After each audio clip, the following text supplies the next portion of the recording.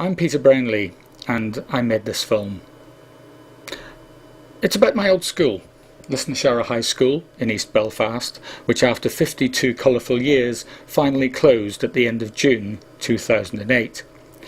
If you've heard of Lisnasharragh, it's probably because George Best went there, and as we'll see, it was the best school for George. It was also the best school for me.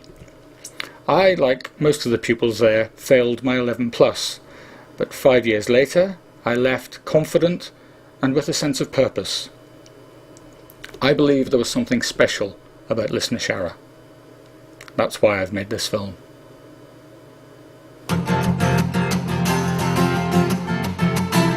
Welcome to Lisnasharragh High School in East Belfast. This is the Lisnasharragh story. I'm a child of the 60s, I come from the east side of Belfast. After many happy memories, it's always a bitter one to seem to last. I was taught not to expect much, just a minor job and a wet and rain. And everybody said someday you'll be mine and you put away the childish thing. Everybody said someday you'll be mine and you put away the childish thing. My name is Brian Houston. I was here, I'm trying to remember, I think it was 75 to 79. I left before doing any GCSEs or anything like that, and just coming down here to this room here. This was the music room. They were doing this thing on the piano in this room where they played the top line melody on the bottom notes, and the chords they played on the top, and kids had to pick out what the song was, and I could do it every time, and nobody else seemed to be able to do it. And that was the first sign I ever got, and the first acknowledgement I ever got from a teacher that I could actually do something musical that other people couldn't do.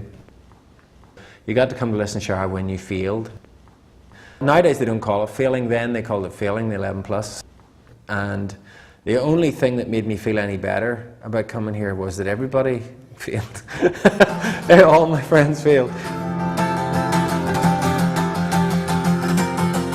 So I went down to high school, that's the long Sterling Avenue.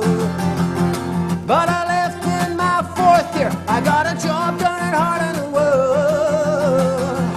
Late at the weekends I take my guitar and go out and sing. And everybody said someday I'll be a mine and put away the childish thing. Everybody said someday I'll be a mine and you'll put away the childish things. It's true, that song, that we've talked about, Childish Things, I was taught not to expect much, just a manual job in the wedding ring. One time, when I just started as a carpenter in the shipyard, and I was down here talking to Mrs. McBride, who was the RE teacher then. She got me up in front of the class because me working in the shipyard was seen to be a huge success. And my favourite teacher of all, actually, is now the principal here, and Miss Thompson. And whenever I told her I was leaving, she came to me and she said, you shouldn't leave, you've really got a bright future and you should stick at this, I really believe in you. And she's probably one of the first people to ever say something so positive to me. So I'm glad and sad that she's the principal now, that this school's going under, because to me she was a very encouraging person. She was quite strict at the time, but she's a very beautiful woman, and I looked up to her a lot, and when she said that to me, I've never had anything but respect for her, It's the last week of June 2008, and in a few days Lisnasharragh will close. Good morning.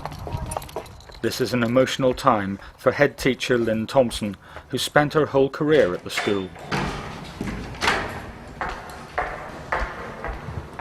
I came to school in 1977. Good morning, ladies.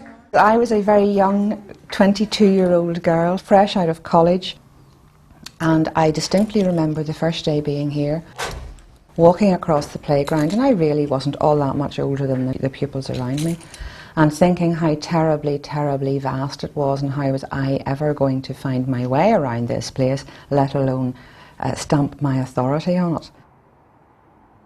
Lisnasharragh's pupils came from a wide area of East Belfast. Many were from estates built in the mid-50s and early 60s to house workers in the nearby factories. I would be very aware that the school's playing a very important part in the community. So because the school was closing, I felt that I needed to mark it in some way.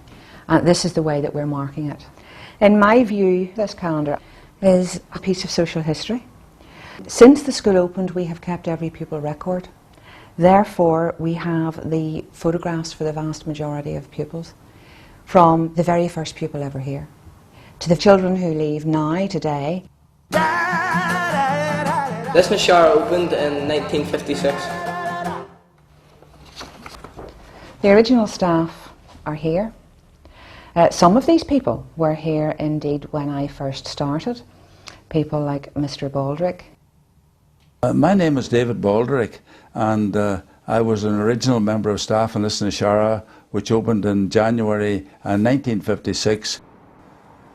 When I first arrived, I mean, it was just a building, bricks and mortar, which had just been completed. And I mean, this was one of the reasons I wanted to go to a new school, was an effort to build a school and establish traditions and all the things that a school need. This calendar has drawn past pupils into the school, and I find that they're maybe the first people into the school, or a prefect, or indeed we have had the first head girl into the school. My name's Maureen Foreman. I came here the very day that the school opened, and I left this week 50 years ago, and it's lovely to be back. All these years I've been thinking about coming back, never been back. My dad worked for Dups and Sterries, and I was brought up in the Craigie estate. Really, really loved school here. Pupils were very friendly and with great crack for the teachers. Mr. Baldrick was a very tall man, and he taught me maths. When I went first, I had to teach maths and English and things like this.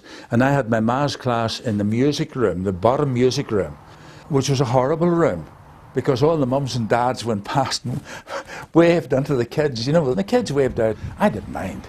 Some teachers went berserk. We had great fun with Mr. Baldrick, but unknown to him, a girl called Moira really fancied him, but I don't know whether he ever knew that. But I got on all right with them, because I told them, you be straight with me and I'll be straight with you. You tell me lies and you've had it. Of course, Mr. Lemon was a lovely person. We hit it off really from the first time he came to the school. He was so pleasant, although I think he could be, you know, strict enough. I know they called me Leo the Lion because I used to roar down the corridor. I'm Charles McGuinness. I was a teacher at Lisnasharragh from 1958 until 1986. When Lisnasharragh was built, it was still almost an experiment in a sense. People weren't quite sure. They thought that there should be provision after primary school for people who maybe were not so academic. You had to sit an examination and you said it at 11. It was never called the 11 plus, but that was its nickname.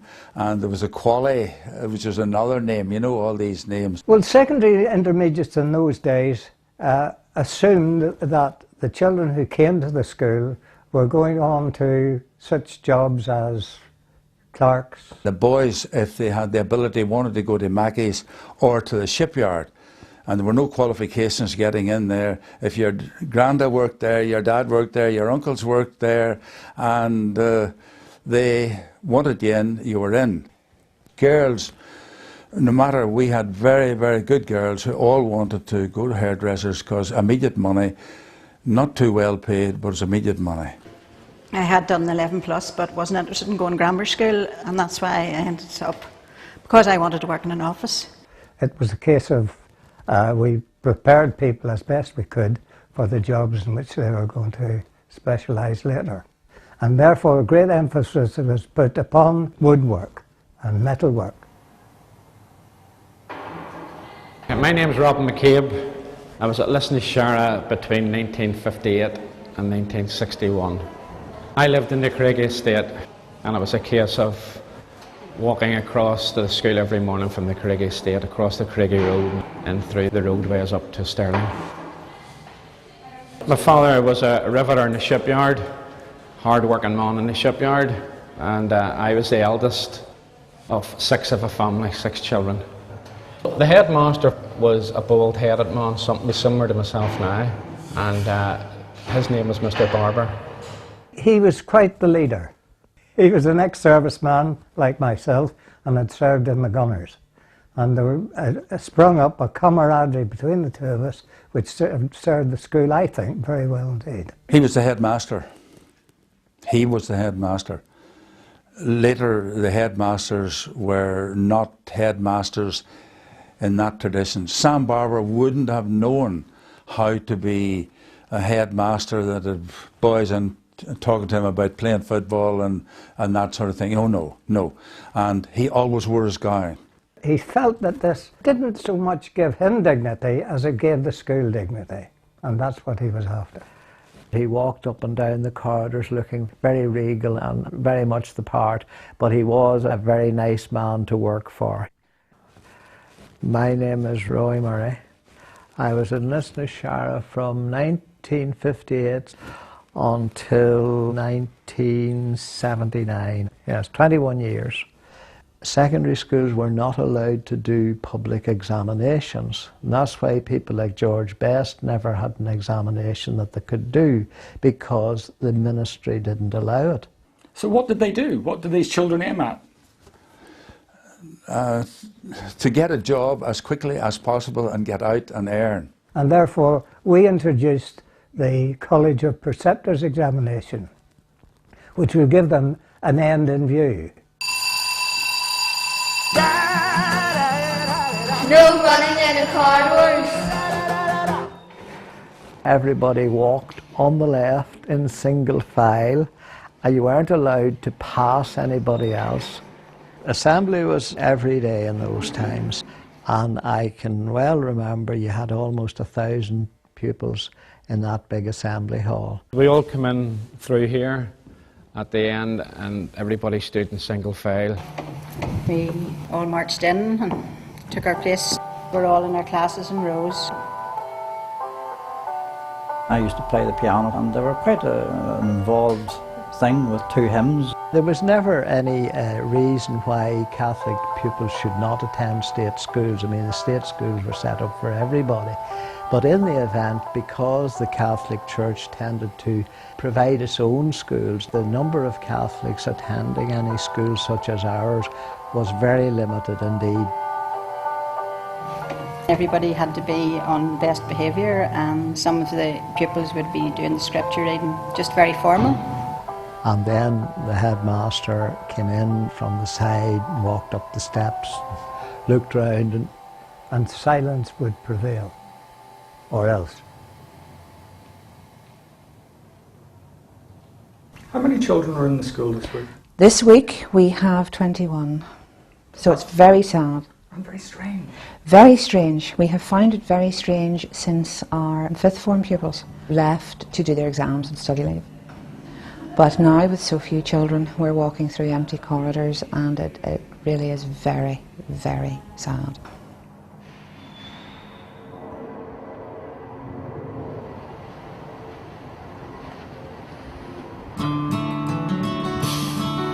Two buses have been booked for the usual school run.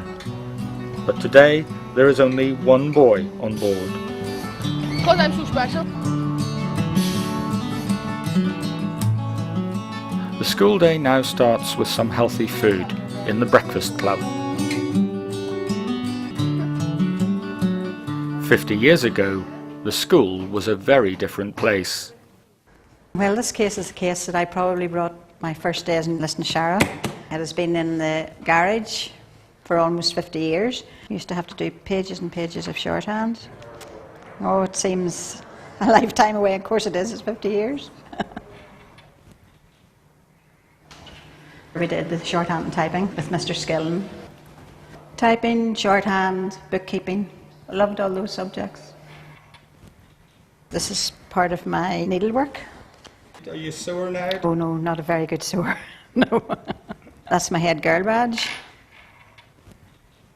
I was proud to be head girl, but no better than anybody else really. Just was chosen. So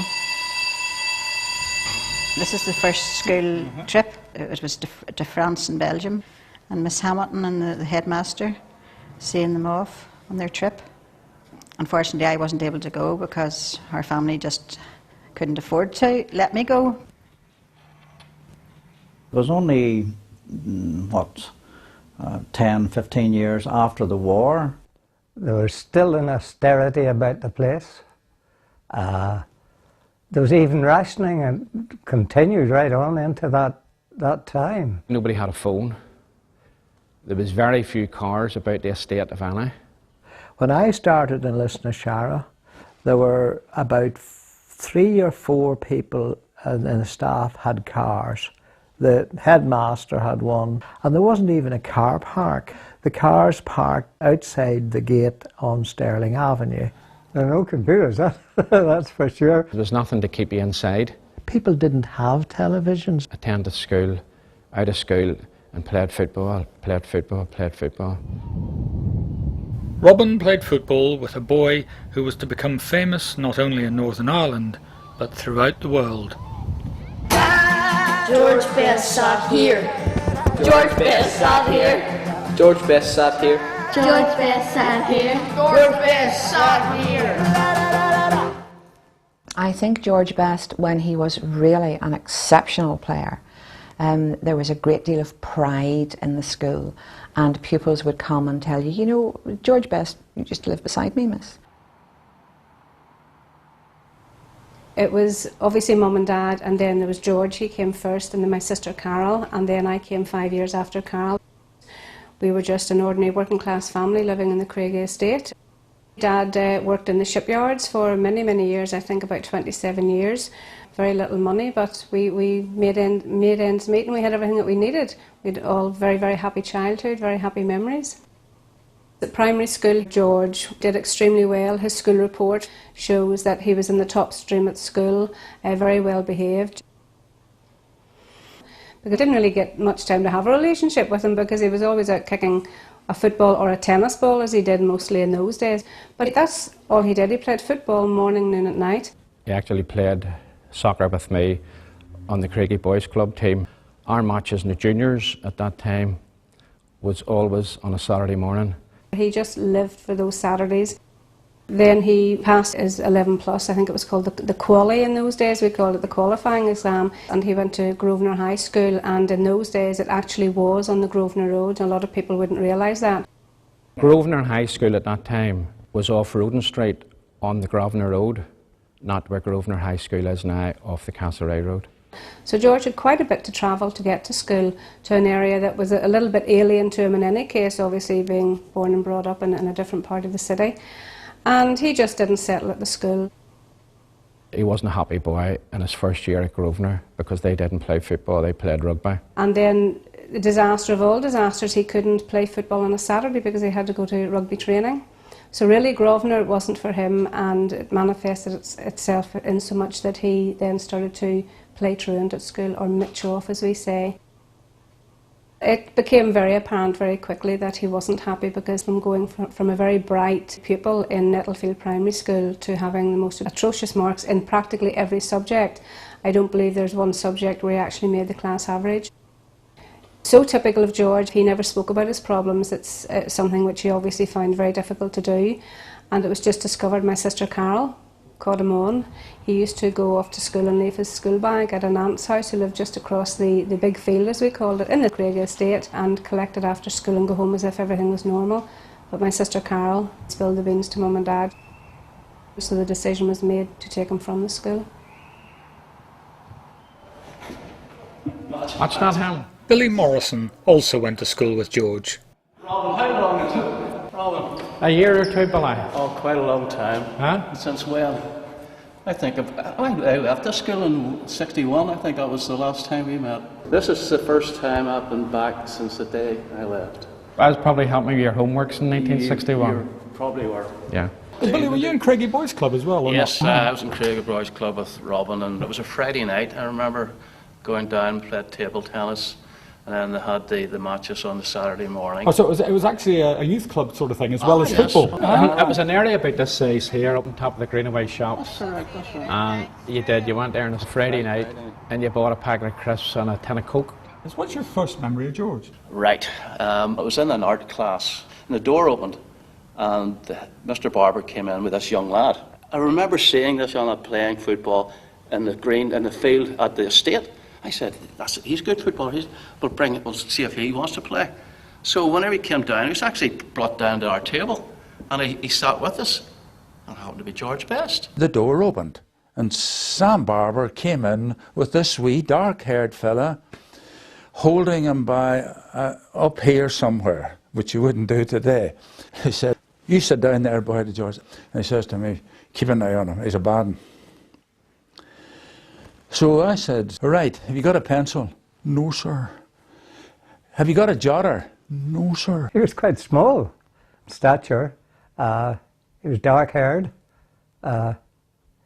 dark features, you know, thin, very nippy. I said to him, "Whatever has happened to you in the past, it's all over, finished and done with." So I took him up and I gave him pencils and papers and all like this. And really, that's the last time I ever had any trouble with him. And from that day, we became great friends, the three of us. And as I say, in school, we all became prefects together. That's right. And in fact, there's a picture right there. Here's it here.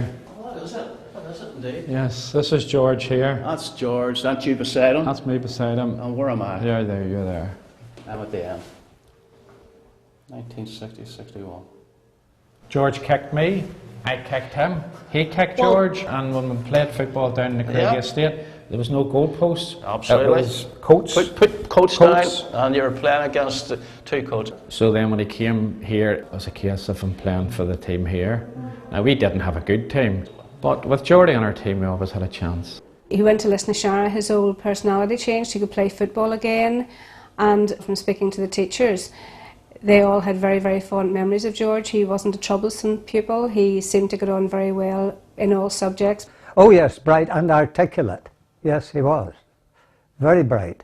Always neat, well turned out, a wee shy smile, and you know, there was nothing nasty about George Best. He was one of the best, really. I found a letter here, and it's a letter that my mother is alleged to have addressed. "Dear Sir, please excuse Robin from doing PT, as he has not really recovered from his recent illness. Hoping you will understand. Yours faithfully," and it's signed Mrs. E. McCabe. Now that's a forgery. That's actually in George Best's handwriting. George was writing a wee letter for me to try and get me out of perhaps cross-country running, which I hated.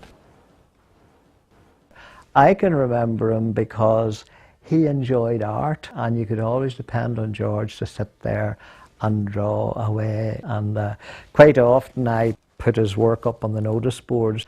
And you know, in those days the boys wore short trousers. They wore short trousers and socks and so on. And I'm nearly sure that I can remember George down the corridors in short trousers.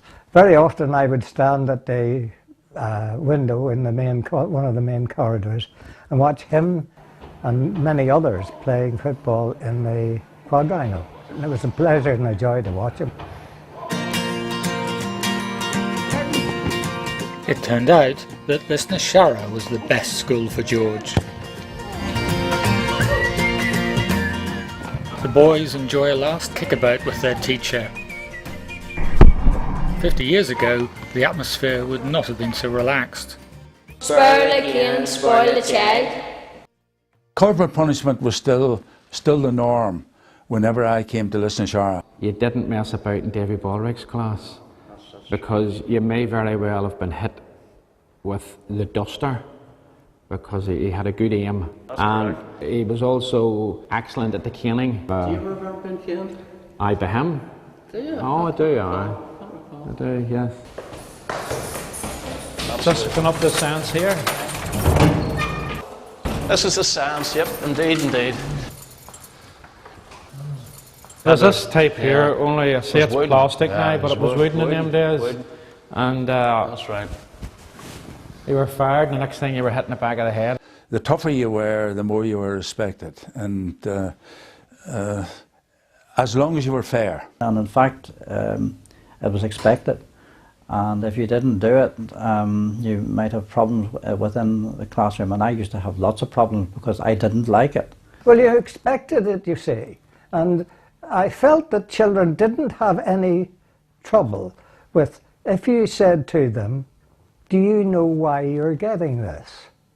You're going to be caned once or twice, whatever it is.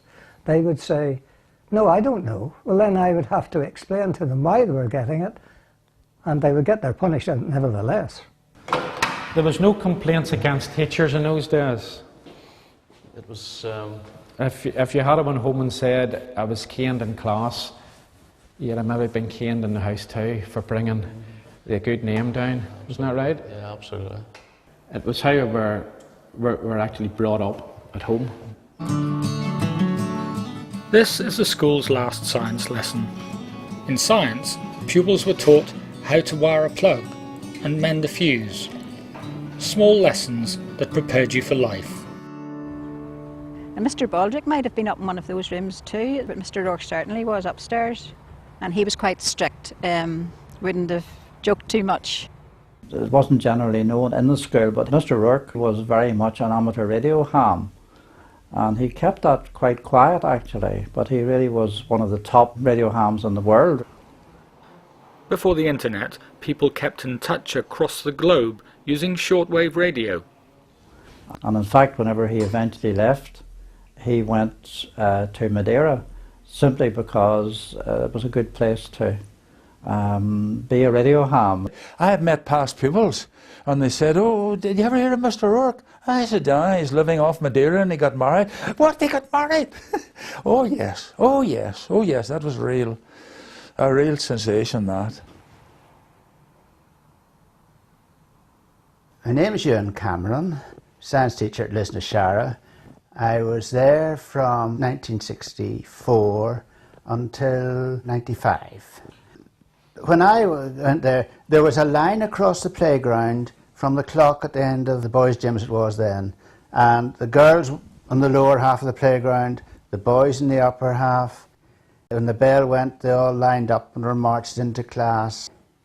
Trying to catch the smokers, that was the great one. I remember one day there, and I was over, and I was pretty sure he still had a cigarette, but his hands were in his pocket, and suddenly there was a howl when the cigarette burnt through. My name is Brian Todd. I came to Lisnasharragh, I think it was just before Christmas in 1965. Beverly and I were brought up in the Republic of Ireland. Our parents were originally from Northern Ireland. My father bought a house in Stirling Avenue. This was the local school. My memories of this school are of a very, very busy, purposeful environment. I certainly remember buses queued up in Stirling Avenue to take the children home. We had left a very country school, so we felt incredibly privileged when we arrived in Belfast at this wonderful building, so modern. That was Mr. Maneely's room, and he was my form teacher in second form in 2A. I have to say though, he had a bit of a challenge when it came to my mathematical acumen. Can I ask what job you ended up doing? Well, I went into banking, and I have to reassure the banking fraternity and all of my customers that I did attend over the years that what Mr. Brownlee did part with me did hold me in good stead. It seems to have that very familiar smell. Yes. That's something that strikes me. Not a bad smell, you know, in fact, just a familiar smell, very distinctly. Just looked up at the wall here, and all of those mathematical references, the isosceles triangle, never did get to grips with that. And funny, I was just saying to my brother on the way over here today that while I mentioned earlier Mr. Brownlee had a bit of a challenge with me, he did introduce me to ratios, but look at that. Didn't know any of it. Brian, you've actually had a career in education. Can you tell me what you're doing now? I am currently one of two vice principals at Royal Belfast Academical Institution, better known as Belfast Inst. Now, do you remember Mr. Young, the history teacher? Yes, caned me right. Yeah. Yes. Yeah. I eventually did a degree at Queen's in modern history. And I think it all started down there. That's still there, I remember that. Been Isn't there that for a amazing? long, long time. Good Lord. Yeah. Unbelievable. Gosh, it's all coming back to me, the Boer Wars. And the floor. Parker floor, Yeah, yes. absolutely, yes. And Disraeli's foreign policy. And I remember the Balkan Wars. The Balkan Wars, yes. Big apes chew toffee. Bulgaria, Armenia, Turkey and Crete. I remember certainly the caning experience in this room. Mr. Young's caning experience was quite unusual. We were, if I can remember correctly, we were lined up on this side of the door, and the hand had to extend beyond the edge of the door. He would be in here with the cane, and then he wasn't a very good shot with the cane. So to ensure maximum strike, our hands were there, and the cane come down that way, and he rarely missed, and it was bloody painful. I remember Mr. Young very, very well. I believe he's now departed this life, and that saddens me. He certainly had a great impact on my life. My name is Michael Copeland. I was a pupil at this school from the mid-1960s until the very, very early 1970s. We weren't aware when we were here that we could have been considered or counted in any way disadvantaged. This was almost an example of social engineering that worked. Because the area of houses around here, these houses were not occupied by lawyers or doctors, they were occupied by people who were engineers and who made things in Shorts and Harlan Wolff and Mackey's. And we knew that we were being trained or prepared to work in factories as opposed to the professions. By whatever means, I'm not sure. And I suspect Beverly as well, we did tend to be streamed into, I suppose, what you could call a grammar school stream. We did a thing called junior certificate, and depending on your marks in junior certificate you could then go to a grammar school, and at that stage, if I remember correctly, I could have gone, I think it was Annandale. I was quite content here. I honestly cannot say that I ever felt in any way disadvantaged, nor do I feel that this school failed to equip me for life after school. Do you know we had an entire domestic science double period on how to butter toast? But you buttered it into the corners. You say nobody knows how to butter toast, or at least if they didn't go to this class, you don't know how to butter toast. Wow. And I can remember at the beginning of term, all the girls were called together, and Miss Beattie and Miss Hare was residing over the entire female population. And they didn't really beat about the bush in those days, and I don't know whether we were a motley crew or not, but I can remember Miss Hare asking all the girls with BO to put their hands up. You know, and people did. And after they had been, suitably humiliated, we were all asked, all those girls with spots put their hands up. And as I say, we were so demoralised at the point because, there were people with both hands up, and we were told to go home and wash. I think that's what it was. It would have got rid of the BO and the spots. But we could have crawled below a snail with a top hat on at the end of that class. My name is Ivan Ruddock, and I joined Lisnasharragh teaching staff in the year 1964-65. Well, the idea was to try and suit the pupil who perhaps hadn't made it through qualifying.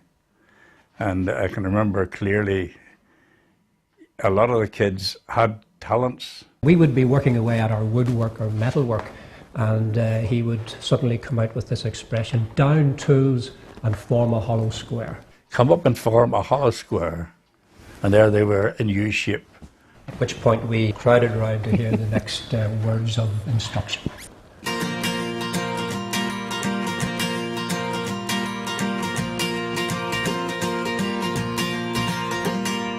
And now it's time for lunch.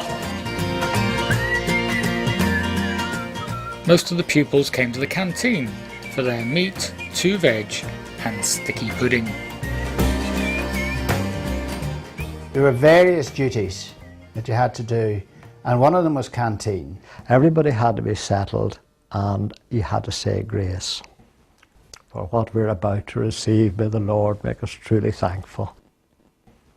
And the lunches were served around tables with a family system where you had the lunches brought down in containers, and the seniors at the end doled out the amount to each person round the table. but the food was not great. I lived on a flat on my own, so it was much better than I could have cooked at home. My recollection is that the food in the dining hall was absolutely excellent. Myself and 2 or 3 others, we were prefects and we had a bottle of HP sauce. Do you remember the skin on the custard? Yes, it was but once like you... leather, but once you got into it, fabulous. I didn't particularly like mince, and still don't. They had stuff with the kids called slush. You know when they, when the snow goes. Well, what they did was they got mince, and they broke it all up and they stirred it all up with a wee bit of onion, and it was yucked over. You know, you hear all these stories about food being thrown around. There used to be a thing called a yin tong spoon. You remember that? No, it was a plastic spoon about that length, and they used to sort of put saliva, flick it at people, but in the dining hall it became peas, mashed potatoes, chips and everything else. And it used to be like the Third World War with food flying around. They were very well behaved, really. Michael has been a councillor in East Belfast for the last 6 years.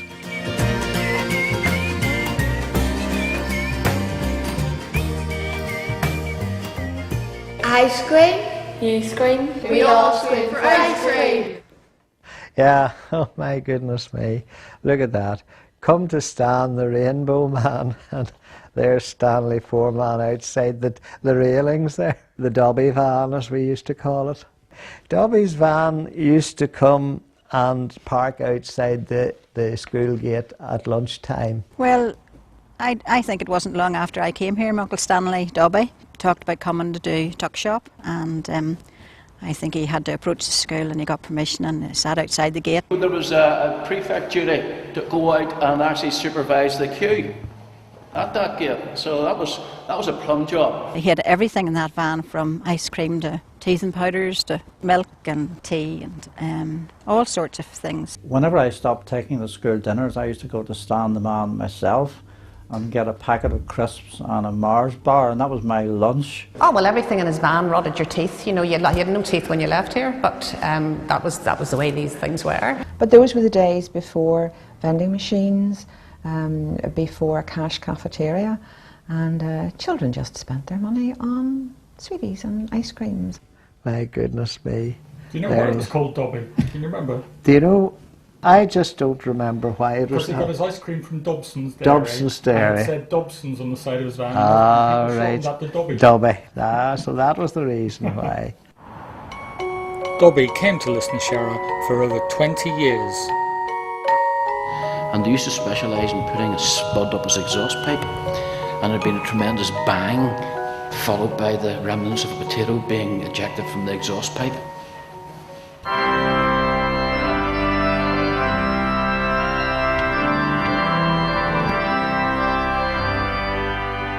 I was passing the music room and I heard a record of Kathleen Ferrier.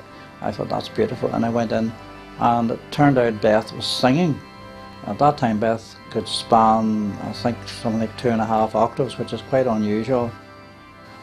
My father used to take me to concerts, and in fact we went to an organ recital one night and Charles was at it, and of course I introduced my father to my teacher. When we were at school, of course, we didn't really communicate that much. It wasn't until I was invited to her 20th birthday party. And we were only going together for a whole year, and we were, in that time, we were engaged and married within a year. And married in the cathedral. And married in the cathedral, which is where I sang. And of course the whole school was at the wedding. The place was absolutely packed. And in 1968, before the Troubles started, you could make the front page of the Telegraph with a wedding.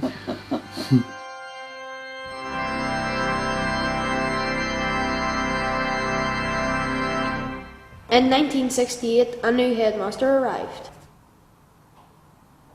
Well, my name's Ernest Cave. Went to Lisnasharragh in 1968. When I took over, it was rigidly streamed. The best teachers had the best classes, and the rest could go to pot. The first thing I did, I said, well, that's out. He was his own man. Now, he brought a lot of ideas of how to develop a school that had its own character. Mr. Cave was years ahead of his time. He sort of made sure that the pupils were more central to things. He also introduced examinations for the older groups, and it got to the stage where we were doing GCEs, and the firsts that came in, the A's that came in, unbelievable. He not only promoted the different courses for children to suit children's needs, but also he was very keen to promote the development of the staff. It has set the scene for the whole ethos of the school since that. It is a full learning community for everyone, and everyone develops and everyone is valued. I was taught from a very young age there is no such thing as I can't. You know, my dad used to say to me, the only thing you can't do is live forever. So I hated people saying you can't do that, because I had to deliberately go out and prove them wrong. Kim is a very feisty individual. She is the last thalidomide baby born in the United Kingdom. Kim has had to struggle against adversity and has prevailed. When I first came to this school, I was in this classroom for 2 solid weeks. So I had all the subjects in this classroom, and by the end of the second week I became very upset about the whole thing, because you know, I wasn't able to stay with my friends. So I took a bull by the horns and went and see Mr. Cade, the headmaster. Kim, of course, didn't understand why that was. I was negotiating to get her accepted as a normal pupil in the normal school, although we didn't have the necessary physical conditions to deal with it. He didn't realise how much anxiety and heartache it had caused me. Once I overcame the legal issues that I had been trying to sort out while she was in that one room, she was exactly as a normal pupil. I came out of this classroom, it was a bit like a prison cell, you know. I used to be able to get up the stairs myself, but getting down them was quite a different story. So friends took me under their arm and banged me down the stairs with my artificial legs on. And all you could hear would be the thump, thump, thump down the steps as they dragged her down and her feet padded on behind. But they used to let me go 5 minutes before the bell rang, which meant that all the corridors were clear. So my friends thought it was great getting out of class 5 minutes early. And I remember coming back after the summer holidays and not thinking, Kim, you've grown. She's got new legs. She's got new artificial legs. If there was a mechanical fault with one of my legs, you know, anything to do with the metals, sometimes Mr. Ruddy could have fixed it. So next call was at my door. Mr. Ruddock, can I borrow a hammer, please? Bang, bang, bang, bang. She drove the pin back in again. She was very, very feisty and you know, had a bit of spirit about her. It wouldn't be the first time I reckon she was caught in the toilets, maybe having a wee drag, you know. In latter years, when one was dabbling in cigarettes, one dabbled in the bicycle sheds. Mr. Cade was quite liberal and believed in allowing young adults, as he referred to, the 3rd, 4th and 5th years, a degree of choice, which included the provision of ashtrays in prefect rooms. And they thought if they provided us with ashtrays and a little bit of freedom and took away the whole romance, that we wouldn't do it. But it kind of backfired. And I often remember coming back up with the clouds of smoke billowing out from below that door, where a lot of silly individuals such as myself were in there smoking like chimneys. So therefore the ashtrays were withdrawn, and you know, 5L1 had to learn to behave, so that was the end of that.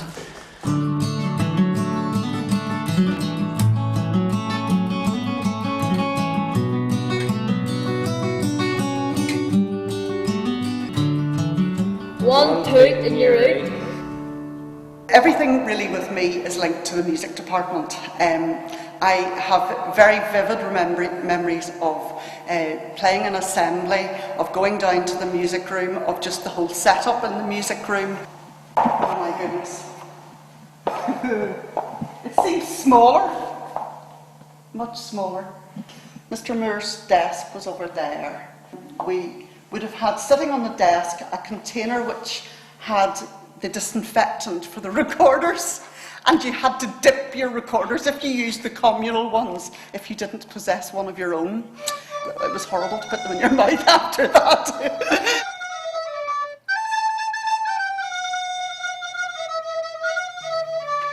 And one of Mr. Moore's favourite phrases, which occasionally I would still quote in the classroom myself, is 1 toot and you're out, 2 toots and you're unconscious, and 3 toots and you're dead. Because he just didn't like anybody to play when they weren't supposed to. Mr. Moore probably saw in me someone who needed to widen and broaden my musical education, and that was probably why I was given the opportunity to learn the clarinet. In the band I became much more creative, which has helped me then over the years, because you've got to allow your pupils to do these things and you can only do it by demonstration. Audrey now teaches music in schools throughout Northern Ireland.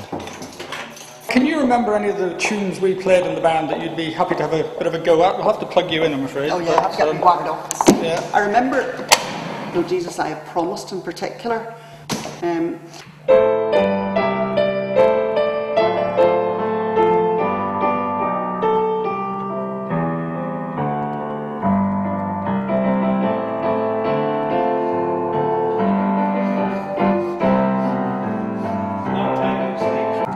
Scary monster. I was just looking at a photograph of you today in the school band. Oh yes. So Ronnie, have you been playing clarinet ever since? Clarinet and saxophone. I play in an 8-piece big band. I'm out quite often. And so what are your memories of this band? The very first band was put together with Edith Brans. And I remember doing the school show, Mystical Belfast. South Pacific was another one. And just progressed from there to school music, and where I am today, which is a bit further on. So for a number of us then, music really has played quite an important role. We've pursued it in some form.